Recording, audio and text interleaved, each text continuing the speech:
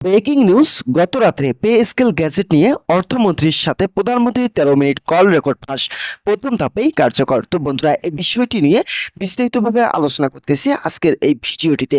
তাই চ্যানেলটি সাবস্ক্রাইব করে পাশে থাকা বেল আইকনটি অল করে রাখার জন্য অনুরোধ রইল।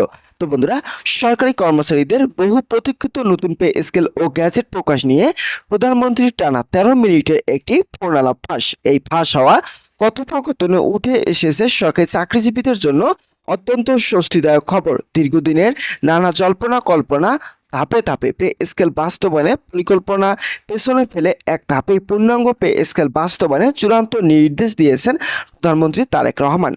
আলোচিত শুরুতেই অর্থমন্ত্রী পে স্কেল বাস্তবায়নে বাজেট বরাদ্দ ও অর্থ বিভাগের সর্বশেষ প্রস্তুতি সম্পর্কে প্রধানমন্ত্রীকে অবহিত করেন।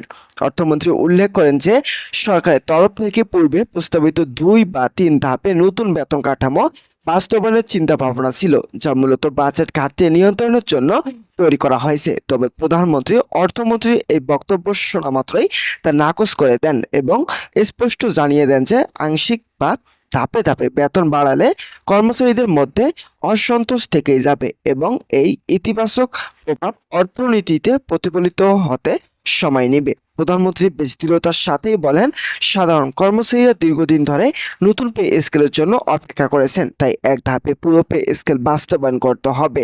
13 মিনিটে এই দীর্ঘ ফোন আলাপে অর্থ সচিব ও রাজস্ব বোর্ডের সার্বিক প্রস্তুতি নিয়েও বিস্তারিত আলোচনা হয়। অর্থমন্ত্রী যখন এক ধাপে পূর্ণাঙ্গ বাস্তবায়ন করতে গিয়ে বাজেটের উপর অতিরিক্ত চাপের বিষয়টি তুলে ধরেন, তখন প্রধানমন্ত্রী জরুরি খবরগুলো থেকে প্রয়োজন অনুযায়ী অভ্যন্তরীণ তহবিল সমন্বয়ে নির্দেশনা দেন। প্রধানমন্ত্রী বলেন, সরকারি কর্মচারীদের জীবনযাত্রার মান উন্নত করা ও প্রশাসনিক গতিশীলতা নিশ্চিত করা সরকারের অন্যতম অগ্রাধিকার। এর ফলে অতিরিক্ত যে আর্থিক চাপ তৈরি হবে তা অন্যান্য অযাচিত ব্যয় সংকুচিত করে এবং রাজস্ব আহরণ বৃদ্ধি করে সামলে নেওয়ার কঠিন নির্দেশ প্রদান করেন তিনি।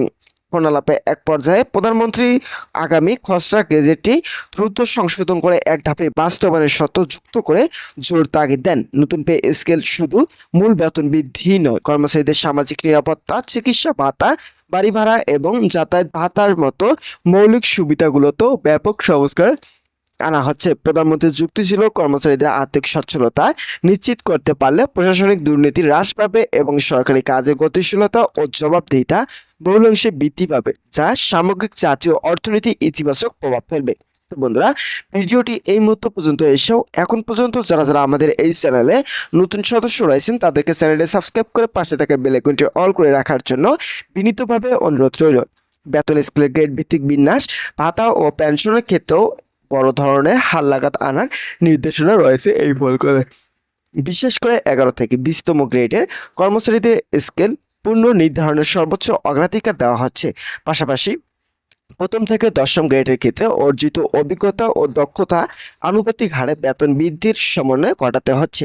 এছাড়াও অবসরপ্রাপ্ত কর্মচারীদের কল্যাণ বিবেচনা করে বিদ্যমান পেনশন কাঠামোতে উল্লেখযোগ্য ইতিবাচক পরিবর্তন আনা হচ্ছে, যেখানে শতভাগ পেনশন সম্পর্ককারীদের জন্য চিকিৎসা ভাতা ও অন্যান্য সুযোগ সুবিধা বাড়ানোর চূড়ান্ত প্রস্তাব ফোনালাপে হয়েছে। প্রধানমন্ত্রী অর্থমন্ত্রীকে স্পষ্ট বার্তা দেন যে আগামী 28 তারিখের মধ্যে সব প্রস্তুতি সম্পূর্ণ করে চূড়ান্ত গ্যাজেট প্রকাশ করতে হবে এবং চলতি জুলাই মাস থেকে যেন এই নতুন স্কেল কার্যকর ধরা হয়।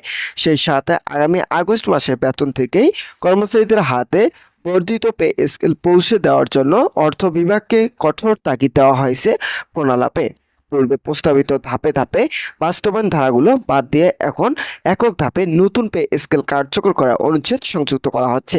সবকিছু ঠিক থাকলে অত্যন্ত দ্রুততম সময়ের মধ্যে এই সংক্রান্ত চূড়ান্ত গ্যাজেট প্রজ্ঞাপন আকারে প্রকাশ পাবে বলে আশা করা হচ্ছে। ফোনালাপের মাধ্যমে জানা যায়, সরকারি কর্মচারীদের বেতন বৃদ্ধির জটিলতা এড়াতে এবং মূল্যস্ফীতির এই কঠিন সময়ে মাঠ পর্যায়ে কর্মচারীদের দ্রুত স্বস্তি দিতে এই ঐতিহাসিক পদক্ষেপ গ্রহণের সিদ্ধান্ত নিয়েছেন সরকার প্রধান। তো বন্ধুরা, আজকের এই ভিডিওটি এই পর্যন্ত ছিল। ধন্যবাদ সকলকে।